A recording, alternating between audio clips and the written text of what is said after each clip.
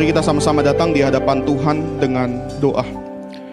Tuhan, kami percaya ketika kami mengenal Tuhan di dalam Kristus Yesus, ketika kami hidup di dalam kuasa Roh Kudus, maka kami yakin bahwa kemenangan ada di dalam hidup kami. Kami percaya Tuhan bahwa janji bahwa kami akan mengalami kemenangan-kemenangan iman dan rohani pasti akan digenapi dalam hidup kami. Karena kami percaya Tuhan ada Kristus, ada Roh Kudus yang bersama dengan kami. Kami bersyukur Tuhan karena Engkau terus memberikan kepada kami satu kesempatan untuk kami semakin hari boleh semakin mengenal Tuhan. Kami mohon biarlah di momen ini Tuhan beracara di tengah-tengah kami. Kami mohon biarlah Tuhan boleh menolong kami mengerti akan kedalaman serta kelimpahan daripada firman-Mu. Dan biarlah setiap kami yang saat ini datang mengikuti ibadah ini boleh sama-sama diberikan oleh Roh Kudus satu hikmat untuk boleh sama-sama belajar firman dan menerimanya dengan penuh kerendahan hati. Terima kasih Tuhan, kami siap dikoreksi oleh firman-Mu, kami siap belajar akan kebenaran-Mu. Kiranya firman-Mu boleh bertahta di dalam hidup kami. Dalam nama Tuhan Yesus kami berdoa. Amin. Shalom. Selamat malam Bapak Ibu Saudara sekalian. Saudara, bersyukur untuk kesempatan yang dipercayakan kepada saya sehingga pada hari ini saya bisa menyampaikan firman. Tadi di KU1, lalu Eagle, dan juga malam ini bisa diberikan kesempatan untuk menyampaikan firman di KU2. Saudara, setiap kali saya beribadah di GKBJ Depok, setiap kali saya mengingat akan gereja ini, saya selalu bersyukur mengingat momen demi momen yang Tuhan nyatakan di dalam hidup saya. Saya ingat bagaimana ada momen Tuhan itu memperkenalkan kepada dirinya, kepada diri saya sejak saya dari kecil ya, sekolah minggu, lalu masuk di remaja, sampai kemudian usia 18 tahun memutuskan untuk menjalani proses pembentukan di seminari. Saya bersyukur untuk setiap kesempatan itu, bersyukur untuk setiap memori indah bersama dengan Tuhan dan jemaat GKBJ Depok. Saudara, saya berdoa kiranya GKBJ Depok boleh menjadi tempat, boleh menjadi rumah Tuhan, tempat di mana saudara berjumpa personal dengan Tuhan. Saudara, saya berdoa kiranya ketika saudara beribadah di tempat ini, saudara datang ke rumah ibadah ini, saudara boleh bertumbuh secara komunal, semakin mengasihi Tuhan dan gerejanya. Amin. Saudara, malam hari ini kita akan sama-sama melihat kepada sebuah tema yang diberikan judul, yaitu berdamai dengan teguran. Berdamai dengan teguran. Karena itu saya mengajak kita, mari kita sama-sama membuka kebenaran firman dari Amsal pasal yang ke-10 ayat yang ke-17. Amsal 10 ayat yang ke-17. Mari kita sama-sama siapkan Alkitab kita atau gadget kita masing-masing. Dan mari kita melihat bagian firman Tuhan ini. Amsal 10 ayat 17. Kalau saudara sudah temukan, mari kita bacakan dengan keyakinan iman di dalam hadirat Tuhan. 1, 2, 3. Siapa mengindahkan didikan menuju jalan kehidupan, tetapi siapa mengabaikan teguran tersesat. Saya bacakan sekali lagi. Siapa mengindahkan didikan menuju jalan kehidupan, tetapi siapa mengabaikan teguran akan tersesat. Saudara, saya mau mulai renungan ini dengan sebuah fenomena yang biasanya kita alami setiap kali kita membaca kitab Amsal. Siapa di sini yang pernah membaca kitab Amsal secara lengkap? Sudah pernah di dalam saat teduh kita? Ada? Boleh angkat tangannya? Oke, puji Tuhan, saya bersyukur melihat beberapa jemaat bisa sudah ini ya, pernah membaca Amsal. Saudara, kalau kita membaca kitab Amsal dan kita melihat kitab Amsal, sebenarnya kita tanpa sadar, kita waktu membaca ayat demi ayat di dalam Amsal itu, kita tidak terbiasa bertanya beberapa pertanyaan ini. Saudara, waktu baca Amsal kita tidak biasanya bertanya tentang misalkan bagaimana membaca Amsal dengan tepat. Betul ya? Kita nggak memperhatikan hal itu. Lalu kita juga tidak mungkin kita nggak bertanya mengapa teks ini ditulis di dalam ayat ini. Mengapa bukan dalam pasal 12? Mengapa dalam pasal 10? Kenapa nggak pasal yang terakhir? Kenapa pasal yang ini? Kenapa ayat 17? Kenapa bukan ayat sebelumnya? Mengapa teks ini penting? Kenapa kata demi kata disusun dengan begitu rapih? Apa maksudnya? Nah saudara, kita tidak merasa perlu bertanya pertanyaan-pertanyaan demikian, betul ya? Waktu kita baca Amsal. Karena bagi kebanyakan kita, pertanyaan-pertanyaan yang barusan saya sebutkan, itu seperti lebih cocok ditanyakan waktu kita baca kitab lain. Ambil contoh waktu kita baca kitab Roma ya. Pernah baca Roma ya, saudara? Baca tuh, waduh doktrin semua. Kita bingung, kita nggak ngerti. Kita muncul pertanyaan-pertanyaan tadi. Atau mungkin waktu kita baca kitab-kitab perjanjian lama, kitab nabi-nabi, Yesaya, Yeremia, dan lain seterusnya. Atau bahkan kitab imamat. Ya, jadi kita akan menanyakan pertanyaan-pertanyaan demikian. Saudara, kita merasa bahwa kitab Amsal itu yang saat ini saudara dan saya sudah baca, itu isinya sangat simpel, bukan? Jadi waktu kita baca Amsal, kita merasa, ayatnya sudah sangat simpel. Ayatnya sudah sangat jelas, sudah sangat sederhana, ya, nggak perlu hamba Tuhan khotbahkan, udah ngerti. Kitab Amsal itu memberikan kepada kita nasihat demi nasihat yang sifatnya mungkin praktis. Sehingga secara garis besar, kurang lebih, kita bisa dengan mudah menangkap maksud daripada kitab ini. Kita tidak merasa kesulitan sama sekali waktu kita membaca kitab Amsal. Padahal saudara, disinilah letak masalah yang sesungguhnya. Disinilah letak masalah yang sesungguhnya. Saudara, tanpa sadar kita sering terjebak pada berbagai pembacaan Amsal yang sifatnya terlalu menyederhanakan, mereduksi dan menyepelekan pesan daripada kitab ini. Jadi apa yang perlu kita sadari adalah bahwa sebenarnya membaca kitab Amsal itu ada caranya. Jadi waktu kita baca kitab Amsal ada caranya. Ada cara yang tepat, ada cara yang kurang tepat. Nah, cara yang tepat akan membawa saudara dengan saya, ini pentingnya, kembali kepada Kristus di dalam kitab Amsal. Cara yang tepat. Tetapi cara yang kurang tepat biasanya akan membawa kita memahami Amsal hanya sebagai ajaran moral atau ajaran umum saja. Sekali lagi, ada cara yang tepat, ada cara yang kurang tepat gitu ya. Cara yang tepat itu bisa membawa kita, saudara dan saya, kembali melihat pada Kristus, kembali melihat kepada anugerah Allah yang besar dalam hidup kita. Tetapi cara yang kurang tepat akan membawa kita kepada Amsal sebagai ajaran moral atau ajaran umum. Saudara, apa maksudnya Amsal sebagai ajaran moral dan ajaran umum? Saudara, Amsal sebagai ajaran moral berarti kita memahami Amsal itu seperti orang Farisi ketika dia membaca Amsal. Saudara tahu ya orang-orang Farisi ya, ketika baca perjanjian baru ada namanya orang Farisi, mereka ahli kitab gak? Ahli kitab ya, mereka pintar. Kenapa bisa pintar? Karena mereka sekolah di sekolah Farisi. Dan di sekolah itu mereka belajar yang namanya firman Tuhan. Mereka sangat menguasai kitab demi kitab di dalam perjanjian lama. Termasuk salah satunya adalah kitab Amsal. Nah saudara, bagaimana seorang Farisi memahami Amsal? Seorang Farisi ketika dia baca kitab Amsal, termasuk kitab-kitab yang lain di dalam perjanjian lama, dia akan memikirkan demikian. Aku waktu baca ini, aku merasa bahwa aku harus melakukan perintah ini. Supaya apa? Supaya Tuhan tetap berkenan dalam hidupku. Waktu aku baca bagian ini, wah Tuhan terima kasih, aku kepingin lakukan ini, aku kepingin berjuang. Supaya apa? Supaya berkat Tuhan terus nyata atas hidupku. Wah Tuhan terima kasih untuk ayat ini, aku pingin perhatikan ayat ini, aku akan menjaga ajaran ini. Supaya hidupku berkenan, semakin diperkenankan oleh Tuhan. Saudara, ini adalah cara orang-orang Farisi saat membaca Amsal. Orang-orang Farisi membaca dan memperlakukan Amsal sebagai kitab yang berisi ajaran moral saja. Akan tetapi tidak hanya dibaca sebagai ajaran moral. Pembacaan yang salah, yang kurang tepat, bisa membawa saudara dan saya itu kemudian memperlakukan Amsal sebagai ajaran umum. Ini yang kedua. Saudara, saat membaca Amsal, kita mungkin pernah sedikit bingung dan bertanya-tanya. Merasa, mengapa ya isi kitab Amsal ini kok kayaknya bicara tentang kehidupan praktis? Betul ya?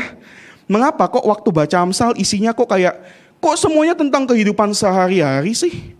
Kok kitab Amsal itu seperti nggak memberikan janji sorgawi di dalamnya? Mengapa Amsal itu tidak bicara tentang pesan-pesan pengharapan di dalam Kristus? Mengapa kita tidak temukan itu secara terang-terangan? Tidak ada janji di situ. Sampai akhirnya kita merasa bahwa membaca kitab Amsal itu seperti tidak ada spiritual message. Seperti tidak ada pesan spiritual di dalamnya. Mengapa saudara? Perhatikan ini. Karena semuanya hanya bicara tentang kehidupan sehari-hari. Bahkan semuanya di dalam kitab Amsal hanya berisi tentang ajaran-ajaran, perintah-perintah, nasihat-nasihat, mau dinamakan hikmat apapun itu, yang sebenarnya kebenarannya itu sudah diketahui oleh orang banyak di luar sana. Saudara, ini adalah cara yang salah saat membaca Amsal.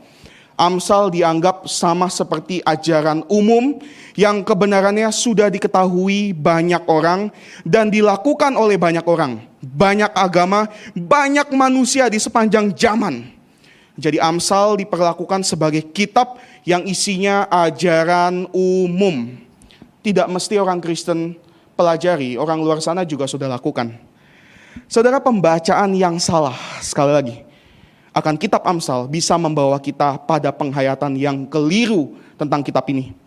Kita bisa memperlakukan Amsal sebagai ajaran moral saja, atau mungkin kita akan terjebak memperlakukan Amsal sebagai satu kitab yang isinya ajaran umum. Saudara mungkin pernah merasa itu. Akan tetapi saudara, ada cara yang salah, ada juga cara yang tepat. Jadi gak cuma salah nih ya, ada cara yang salah, ada cara yang tepat. Karena itu pertanyaan yang mesti saudara dan saya jawab pada malam ini adalah begini. Gimana membaca Amsal 10 ayat 17 secara tepat? Tadi kan kita baca Amsal 10 ayat 17 ya. Gimana? Coba satu teks saja. Gimana membaca kitab ini, ayat ini, bukan kitab ya, ayat ini saja secara tepat? Saudara, saya bacakan sekali lagi Amsal 10 ayat 17 menyatakan demikian. Siapa mengindahkan didikan menuju jalan kehidupan, tetapi siapa mengabaikan teguran tersesat. Saudara, di dalam menggali akan maksud dari teks ini, kita perlu sekali melihat kepada satu kata kunci yang sangat penting, yaitu ada di dalam kata didikan. Saudara, didikan itu dalam bahasa Ibrani memakai kata musar.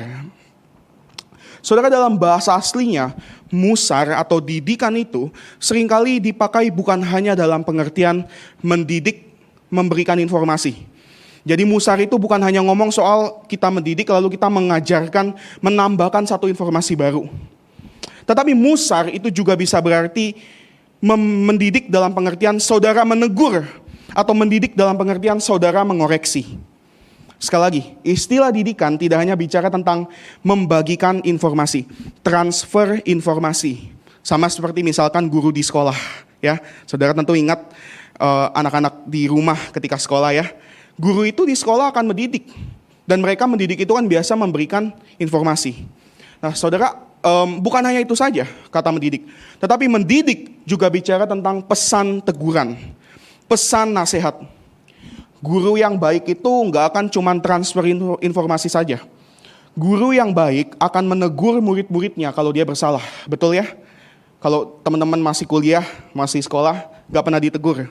Mungkin tuh gurunya kurang memperhatikan. Nah saudara, jadi gini, sekalipun istilah didikan di dalam kalimat pertama ini, di dalam Amsal 10 ayat 17, itu tidak ditulis dalam kata teguran di dalam kalimat pertama Amsal 10 ayat 17, tetapi perhatikan kata didikan yang dipakai di sana itu juga mengandung makna yang sama tentang teguran. Mengapa? Karena di dalam mendidik, di dalamnya itu ada yang namanya teguran. Saudara sampai di sini bisa mengerti? Saudara, kita lanjut ya. Di dalam dua kalimat ayat ini, saudara bisa sambil perhatikan Alkitab supaya enggak gitu ya, pikirannya kemana kemari gitu, kesana kemari. Di dalam dua kalimat, kalau kita baca Amsal itu ada dua kalimat ya, kalimat pertama, kalimat kedua. Di dalam dua kalimat ini, Amsal itu sedang memberikan satu perbandingan. Dikatakan perbandingan antara mereka yang mengindahkan didikan dengan mereka yang mengabaikan teguran. Akan tetapi saudara, sayang sekali, ada satu pesan yang tidak terlalu jelas nampak di dalam terjemahan Indonesia. Saudara, di dalam bahasa aslinya kata kerja mengindahkan itu sebenarnya bicara tentang suatu tindakan memberikan perhatian. Jadi mengindahkan di situ maksudnya adalah memberi perhatian, mendengarkan, mengamati, menjaga, mematuhi, menerima teguran. Banyak ya. Sedangkan kata mengabaikan di dalam kalimat yang kedua, itu rupanya bukan dalam pengertian seperti saudara mengabaikan sesuatu, berarti kan saudara menunda sesuatu. Berarti saudara membiarkan sesuatu, mendiamkan sesuatu. Bukan dalam pengertian itu aja. Tetapi kata yang lebih tepat sebenarnya bukan mengabaikan, tetapi meninggalkan, saudara. Jadi di situ terjemahan Indonesia masih sangat halus sekali. Dia pakai kata siapa mengabaikan teguran tersesat. Sebenarnya bukan hanya bicara soal mengabaikan, tetapi siapa meninggalkan teguran, dia tersesat. Saudara mungkin agak bingung, kita coba lihat terjemahan ini. Saudara kalau mau diterjemahkan ulang, Amsal 10 ayat 17 itu sebenarnya bicara tentang ini. Siapa mendengarkan dan menerima disiplin atau teguran, perhatikan ada kata teguran di sana, akan menuju jalan kehidupan. Tetapi siapa meninggalkan teguran, meninggalkannya akan tersesat. Saudara, apa yang menarik dari terjemahan ini? Kalau saudara perhatikan dari kata demi kata di dalam kalimat ini, saudara bisa temukan satu ide yang terus-menerus ditekankan.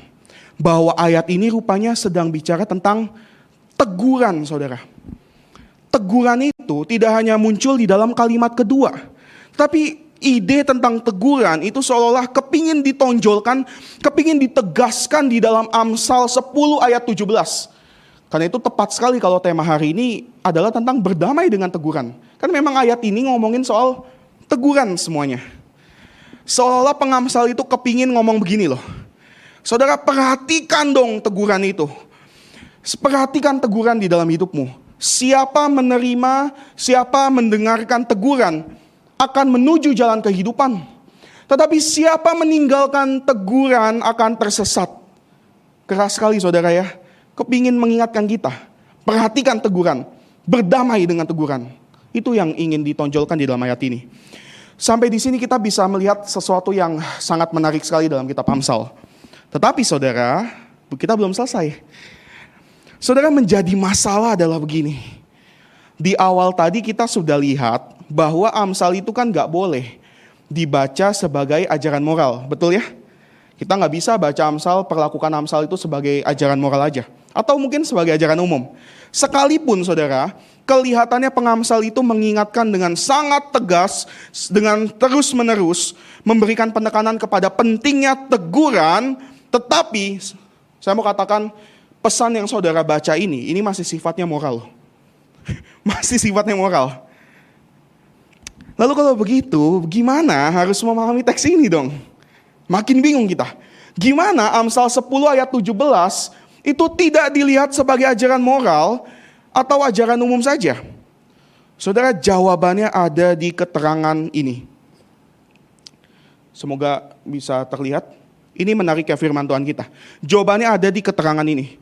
Menuju jalan kehidupan, lalu di kata terakhir, tersesat. Saudara, waktu penulis Alkitab itu menuliskan firman Tuhan, dia tidak tuliskan itu sembarangan.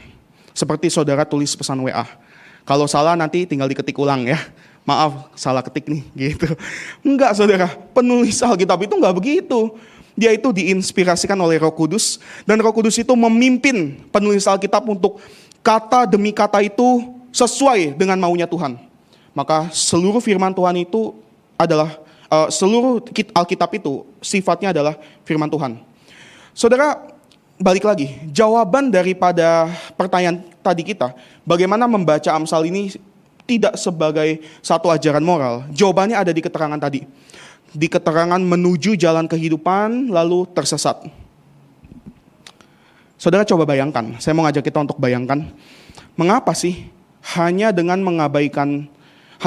memperhatikan teguran dan disiplin saja, Amsal kok bisa ngomong, kita bisa menuju jalan kehidupan. Kenapa hanya dengan meninggalkan teguran atau mengabaikan teguran, let's say begitu, mengapa kita bisa tersesat? Faktanya kita seringkali tidak mendengarkan teguran, bukan? Dan kita nggak tersesat. Kita tetap ada di tempat ini. Mengapa saudara dikatakan bahwa kalau kita memperhatikan teguran, kalau kita memperhatikan disiplin, maka kita akan menuju yang namanya jalan kehidupan. Mengapa dan bagaimana disiplin dan teguran itu kemudian bisa bawa kita kepada yang namanya kehidupan.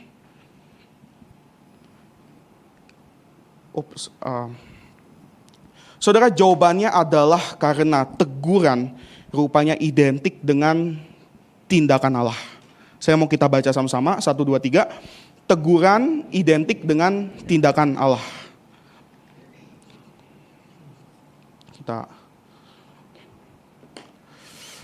Saudara, di dalam Titus 2 ayat 11-12 menyatakan demikian. Karena kasih karunia Allah, perhatikan karena apa? Kasih karunia Allah atau karena anugerah Allah yang menyelamatkan semua manusia itu sudah nyata. Maka Ia apa di situ? Mendidik kita supaya kita meninggalkan kefasikan, keinginan-keinginan duniawi, supaya kita hidup bijaksana, adil dan beribadah di dalam dunia sekarang ini. Saudara, ayat ini lagi ngomong soal anugerah Allah, kasih karunia Allah. Kasih karunia Allah yang seperti apa? Kasih karunia Allah apa di situ? Mendidik kita.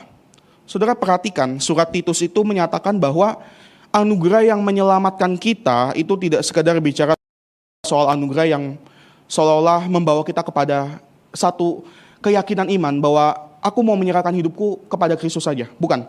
Anugerah yang menyelamatkan bukan hanya bicara tentang jaminan keselamatan, masuk surga. Bukan. Tetapi anugerah yang menyelamatkan rupanya juga bicara tentang anugerah yang mendidik saudara. Karena itu kita menemukan sebuah prinsip yang sangat menarik di dalam ayat ini. Bahwa anugerah yang menyelamatkan adalah anugerah yang mendidik dan menegur kita. Saudara, kita adalah orang percaya yang mengaku di dalam hidup kita, di dalam setiap pujian kita, di dalam setiap perkataan kita bahwa kita diselamatkan oleh anugerah, bukan? Percaya ya semuanya? Semoga gak ada yang bilang perbuatan baik ya. Gawat. Saudara, kita percaya bahwa kita diselamatkan oleh anugerah, bukan? Kita percaya bahwa hidup kita saat ini ada karena anugerah Tuhan, betul? Tetapi saudara perhatikan juga bahwa anugerah yang membawa saudara kepada Kristus, anugerah yang membawa saudara kepada keselamatan adalah anugerah yang juga akan mendidik dan menegur saudara. Karena itu kitab Amsal saudara, sekalipun dalam pasal 10 ayat 1 diberikan keterangan bahwa ini adalah Amsal Salomo. Rupanya harus dimengerti sebagai kitab yang isinya adalah anugerah Allah. Teks yang kita baca harus dilihat sebagai satu teks yang lagi ngomongin tentang anugerah Allah yang lagi mendidik kita. Berbagai perintah yang kita baca di dalam Amsal itu bukan supaya kita bisa mahir menguasai nilai moral di dalamnya, lalu menjadi bijak. Bukan. Berbagai perintah yang ditulis di dalam kitab Amsal harus dilihat sebagai anugerah Allah yang sedang mendidik umatnya. Kitab Amsal itu diberikan oleh Tuhan kepada umat Tuhan, bukan? Bukan kepada bangsa-bangsa lain ya. Karena itu kitab Amsal itu adalah cara anugerah Tuhan mendidik kita, mendidik umatnya. Saudara, di sini kita bisa melihat bagaimana Amsal 10 ayat 17 rupanya kembali membawa kita kepada anugerah Allah. Amsal 10 ayat 17 itu lagi nggak ngomongin soal nasihat praktis saja, bukan. Tapi Amsal ini juga lagi ngomongin tentang saudara ingat kembali kepada anugerah itu. Bahwa anugerah yang selamatkan kita adalah anugerah yang akan mendidik, adalah anugerah yang akan menegur kita. Karena itu perhatikan dong teguran dari Tuhan. Perhatikan hidupmu tentang teguran. Berdamai dengan teguran. Itu yang lagi mau ditonjolkan di dalam Amsal 10 ayat 17. Saudara, ini yang harus, saya percaya ini yang harus kita kejar setiap kali kita membaca kitab Amsal. Bagaimana menemukan anugerah Allah di dalam kitab Amsal. Bagaimana menemukan berita Injil di dalam kitab Amsal. Ini yang harusnya kita kejar setiap kali kita mendengarkan firman Tuhan. Setiap kali kita membaca renungan tentang kitab Amsal. Saudara, pertanyaannya mengapa kemudian ya kita harus berdamai dengan teguran. Mengapa tema malam ini tentang berdamai dengan teguran? Mengapa berdamai teguran itu menjadi satu topik yang kelihatannya kok sangat penting ya? Bukankah saudara mungkin ingat dulu waktu saudara masih muda, masih kecil, orang tua di rumah juga ngingetin. Dengerin dong teguran mama, dengerin dong teguran papa, ya. Tapi kenapa teks ini kembali mengingatkan kita untuk berdamai dengan teguran? Saudara, entah kita mau mengakuinya atau enggak pada malam hari ini, kita adalah orang-orang yang sebenarnya tidak siap dengan teguran. Saudara dan saya adalah orang-orang yang tidak pernah siap dengan yang namanya teguran itu. Saudara bicara tentang teguran, barangkali ada di antara kita yang menganggap teguran itu adalah seperti sedang berselisih. Jadi kalau saudara ditegur, saudara merasa kayak, kamu nyari ribut aja kerjanya. Kamu nyari apa, kamu rese aja sama hidupku. Ditegur berarti lagi berselisih. Atau barangkali ada di antara kita yang merasa bahwa kalau ada teguran, berarti itu kemudian bisa menimbulkan luka di dalam hidup kita. Kita jadi orang-orang yang gak suka ditegur karena teguran itu menyakitkan kita. Kita gak suka dikoreksi oleh orang lain, kita lebih suka orang lain itu diam-diam saja, gak usah ngurusin hidup saya. Atau mungkin kita adalah orang-orang yang tidak senang dan kita merasa bahwa kalau ada orang lain menegur, itu berarti orang lain lagi gak menghargai saya. Orang tua, orang yang lebih dewasa, bukan orang tua dalam pengertian family, bukan. Tapi orang yang lebih senior ditegur oleh orang yang junior, itu biasanya tersinggung. Merasa tidak senang. Merasa bahwa kayak enggak dihargai, bukan. Saudara, ini semua menunjukkan, semua fenomena ini menunjukkan bahwa saudara dengan saya adalah orang yang tidak pernah siap dengan teguran. Kita tidak siap dengan teguran. Saudara terserah mau percaya atau tidak, saudara mau sadar atau tidak, keluar dari ruang ibadah, saudara terima teguran. Mungkin bukan soal ibadah, mungkin soal hidup paling pribadi saudara, belum tentu saudara terima. Dan ini menunjukkan bahwa kita adalah orang yang tidak siap dengan teguran. Dan saudara, berbagai kelemahan ini kemudian membuat kita sebenarnya tidak pernah siap dengan teguran. Dan hal ini sebenarnya gak perlu mengherankan kita. Mengapa? Karena hal ini jugalah yang sebenarnya lagi ditunjukkan, lagi diungkapkan oleh Amsal. Saudara, kalau kita membaca Amsal secara detail ya, membaca dari pasal pertama sampai pasal terakhir, saudara akan temukan berulang kali Amsal itu ngomongin soal teguran. Jadi teguran itu bukan hanya dalam Amsal 10 ayat 17. Saudara coba cari buka aplikasi Alkitab, ketik teguran dalam kitab Amsal. Banyak. Ada di dalam Amsal 1 ayat 25, Amsal 1 ayat 30, Amsal 12 ayat 1, Amsal 13 ayat 18, dan seterusnya. Saudara bisa cari. Saudara, mengapa Amsal itu terus-menerus mengingatkan tentang teguran? Saudara, pengamsal itu terus-menerus mengingatkan tentang teguran untuk supaya kita itu peka terhadap teguran. Saudara, Amsal itu tidak sedang mau ngomong bahwa ayo ingat teguran, itu bukan karena kita ini udah beres dengan teguran, bukan. Bukan juga karena saudara kadang-kadang lupa, kadang-kadang saudara ingat tentang teguran, oh iya ya, tadi dengar firman Tuhan tentang teguran, aku mesti terima tentang teguran. Bukan karena saudara lupa atau saudara lagi ingat dan seterusnya. Bukan saudara. Amsal itu berulang kali mengingatkan dari pasal 1 sampai pasal terakhir, secara berulang tentang teguran. Jawabannya adalah karena kita tidak pernah beres dengan teguran. Bukan karena kita selalu lupa dengan teguran, tapi karena saudara tidak pernah bisa berdamai dengan yang namanya teguran. Ambil contoh. Setiap malam saya mesti minum obat darah tinggi. Dan kadang-kadang saya agak sibuk, jadi saya suka lupa. Bagian yang ngingetin itu mama saya. Mau saya di Depok, mau saya di Bali, tetap diingetin, di chat. Atau nggak di telepon, udah minum obat belum? Pertanyaannya, waktu mama saya telepon itu apakah saya adalah orang yang sudah beres dengan minum obat itu? Belum ya? Mama saya ngingetin saya karena mama saya paling tahu saya siapa. Saya adalah orang yang seringkali bisa kelupaan minum obat. Kalau nggak diingetin, saya bisa miss dan saya bisa lupa. Oh iya ya, tadi malam nggak minum obat. Kan minum obat darah tinggi mesti ada jam tertentu tuh ya. Itu saudara. Jadi pengamsal sama juga. Kalau dia ingetin berulang-ulang, itu bukan hanya karena lupa, tapi karena pengamsal itu kepingin nunjukin bahwa saudara, bahkan seluruh manusia, setiap umat Tuhan tidak pernah siap menerima teguran. Ini fakta yang harus kita terima ketika kita berhadapan dengan firman Tuhan. Saudara, kalau hari ini kita sama-sama belajar tentang tema berdamai dengan teguran, maka kita perlu sekali sadar bahwa berdamai dengan teguran itu lagi gak ngomongin tentang diri kita sendiri. Berdamai dengan teguran harus dilihat sebagai satu anugerah Allah.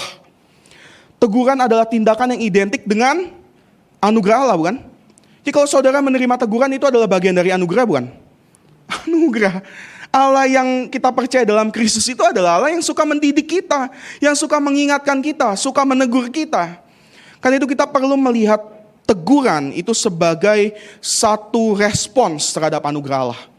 Saudara tidak sedang diajak untuk berdamai dengan teguran supaya hidup saudara berdamai dengan Tuhan, bukan. Tapi karena saudara sudah berdamai dengan Tuhan, saudara sudah menerima anugerah dalam Tuhan, maka saudara harus siap dididik oleh Tuhan. Maka aneh kalau ada orang percaya yang dari dulu sampai sekarang terus mengeraskan hati. Tidak bisa ditegur, tidak bisa kritik, tidak bisa berdamai dengan teguran. Aneh saudara, aneh, gak sesuai dengan firman Tuhan. Karena firman Tuhan menyatakan kalau saudara terima keselamatan dalam Tuhan, maka saudara sejak itu mesti siap bahwa saudara akan ditegur oleh firman Tuhan. Setiap hari, setiap saat, setiap kali saudara berhadapan mungkin dengan banyak orang di tengah dunia, Tuhan bisa pakai segala macam ya. Ada anugerah umum, ada orang-orang di sekitar saudara, atau mungkin ada anugerah khusus dalam firman Tuhan. Saudara mesti siap berdamai dengan teguran. Jadi saudara, apa yang bisa kita lakukan untuk berdamai dengan teguran? Pertanyaan praktis, dari tadi kita pertanyaan yang mungkin agak berat. Saudara, untuk berdamai dengan teguran, kita perlu mulai dengan mengenali diri kita sendiri. Apakah kita adalah orang yang gak siap dengan teguran? Apakah saudara sadar ketika saudara dengarkan firman saat ini, bahwa iya Tuhan, aku adalah orang yang paling keras. Aku adalah orang yang paling sok tahu di dalam hidup ini. Aku adalah orang yang paling merasa diri benar, sampai aku gak lagi memberikan telinga untuk teguran. Apakah saudara sadar bahwa kita adalah orang yang tidak siap dengan teguran? Barangkali di dalam hidup ini kita pernah punya pengalaman-pengalaman masa lalu yang pernah terjadi. Mungkin kita lahir di tengah keluarga yang orang tua sangat keras. Papa suka marah misalkan, sehingga papa sering bilangnya negur, tapi malah disikat. Bilangnya, papa kan negur kamu dengerin teguran papa. Misalkan bukan bapak saya ya, papa saya mau baik. Saya disclaimer dulu, ingat tuh ya. Papa saya baik, oke. Papa terbaik. Oke. Kadang-kadang kan orang tua begitu ya. Papa kan lagi negur kamu gak dengerin papa. Waduh. Ya, begitulah saya jadi lupa ngomongin tentang papa. Oke, ya saudara, barangkali kita punya pengalaman masa lalu yang mungkin kayak gitu tuh. Orang ngomongnya teguran, tapi seperti disikat, seperti dihajar. Sehingga waktu kita dapat teguran dari siapapun itu, dari orang di sekeliling kita, kita adalah orang yang masih menyimpan luka masa lalu. Sehingga waktu ditegur kita gak siap. Kita bias pengalaman masa lalu. Seolah yang negur kita itu kita ingat tanpa sadar, unconsciously, bahwa semua perasaan yang tidak terima itu rupanya disebabkan oleh pengalaman masa lalu. Apakah saudara sadar akan hal tersebut? Apakah saudara tahu bahwa saudara adalah orang yang tidak siap dengan teguran? Barangkali kita adalah orang-orang yang individualis. Kita hidup tidak senang jika orang lain mencampuri urusan kita. Kita lebih senang datang ke gereja lalu beribadah menyembah Tuhan saja. Untuk ngapain datang ke rumah Tuhan? Menyembah Tuhan. Lalu keluar dari pintu, cabut langsung. Supaya apa? Supaya nggak ngomong sama orang kanan kiri. Supaya nggak disakitin. Supaya nggak ditegur. Jangan-jangan saudara belum berdamai dengan teguran. Saudara, menarik sekali seorang teolog yang bernama John Calvin pernah menyatakan demikian. Nggak ada tuh yang namanya tanpa pengenalan akan diri, nggak pernah ada yang namanya pengenalan akan Allah. Maksudnya apa? Saudara mau ngomongin saudara kenal Allah, tapi kalau saudara nggak kenal diri saudara sendiri, itu namanya bullshit, namanya bohong, nggak mungkin. Saudara mau belajar mengenal Tuhan, belajar kenal diri saudara, belajar lihat kelemahan dalam diri saudara. Saudara sadar nggak punya kelemahan itu? Saudara sadar gak punya berbagai luka, bahwa saudara adalah orang yang tidak sempurna di hadapan Tuhan? Apakah saudara sadar? Dan sama dengan dengan teolog John Calvin ini, seorang bapak gereja juga pernah mengatakan seperti demikian. Agustinus, dia pernah ngomong begini, di dalam hidup ini hanya ada dua hal yang ingin aku ketahui. Yang pertama adalah Allah, yang kedua adalah diri sendiri. Saudara, ini bukan lagi ngajak kita untuk hidup antroposentris, fokusnya kepada diri dan Allah saja, bukan. Tapi Agustinus mau mengingatkan, nggak pernah ada kalau kita bisa ngomong kita kenal Tuhan, kalau kita nggak kenal diri kita. Tanpa kita sadar kelemahan diri kita, saudara tidak akan pernah sadar betapa besar anugerah Tuhan di dalam hidup kita. Saudara tidak akan pernah tahu, tidak akan pernah bertumbuh di dalam Tuhan kalau saudara tidak kenal siapa diri saudara. Kalau saudara tidak tahu betapa berdosanya hidup kita di hadapan Tuhan. Saudara, sadarkah kita Sudahkah kita tahu? Apakah kita sudah mengenal diri kita? Siapa kita di hadapan Tuhan? Sadarkah bahwa kita adalah orang-orang yang sebenarnya gagal setiap kali kita berhadapan dengan firman Tuhan? Setiap kali kita menemukan kebenaran demi kebenaran, sebenarnya Tuhan lagi ngomong ini loh, kamu gagal, kamu jauh daripada aku. Tetapi gak cukup saudara. Anugerah itu gak cuma menegur, tapi anugerah akan membawa kita, menolong kita kembali kepada Kristus. Anugerah itu akan membawa saudara kembali melihat kepada Kristus. Kita gagal, tetapi bersyukur 2000 tahun lalu Tuhan sudah mati buat kita. Segala kegagalan kita, segala teguran yang mungkin kita tidak terima, Kristus sudah terima lebih dulu. Dan semuanya sudah penuh, sudah utuh di dalam Tuhan Yesus. Amin. Saudara, kalau kita belum berdamai dengan teguran, mari kita sama-sama selesaikannya di hadapan Tuhan. Saudara, berdamai dengan teguran itu bukan sebuah topik yang manusiawi. Dalam pengertian bukan sebuah topik yang bisa diselesaikan oleh diri kita sendiri. Gak bisa saudara, gak bisa. Berdamai dengan teguran adalah satu masalah spiritual yang harus diselesaikan secara spiritual juga. Ini bukan tentang diri saudara sendiri dengan kesulitan hidup saudara, bukan. Ini adalah tentang dosa yang ada di dalam diri kita yang harus dibawa, dibereskan di hadapan Tuhan. Saudara, kiranya firman Tuhan ini boleh menolong kita untuk berani secara terang-terangan mengakui siapa diri kita di hadapan Tuhan. Dan kiranya anugerah menolong kita untuk berdamai dengan teguran. Amin. Mari kita berdoa bersama.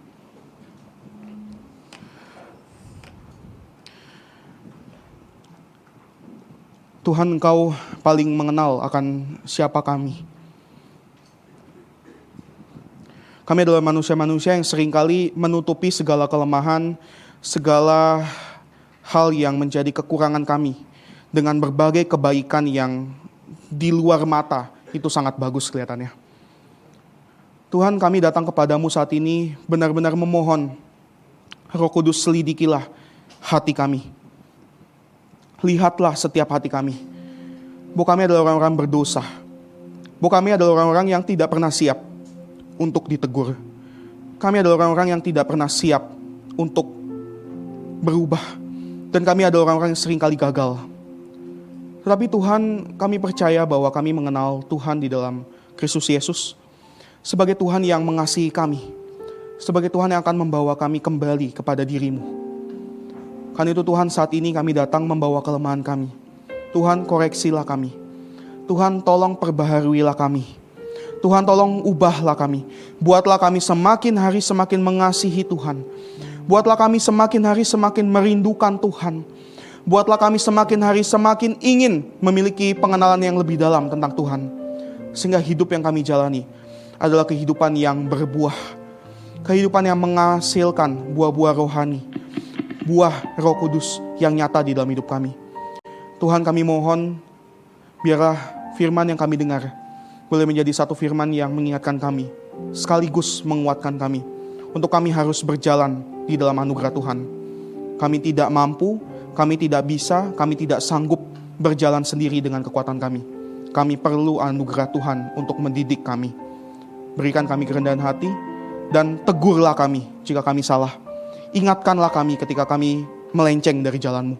Terus bawalah kami kembali kepada kasih-Mu, kepada kasih yang menerima kami apa adanya, kepada kasih yang tanpa syarat, yang akan memulihkan kami di hadapan Bapa dan sesama. Terima kasih Tuhan, inilah kami.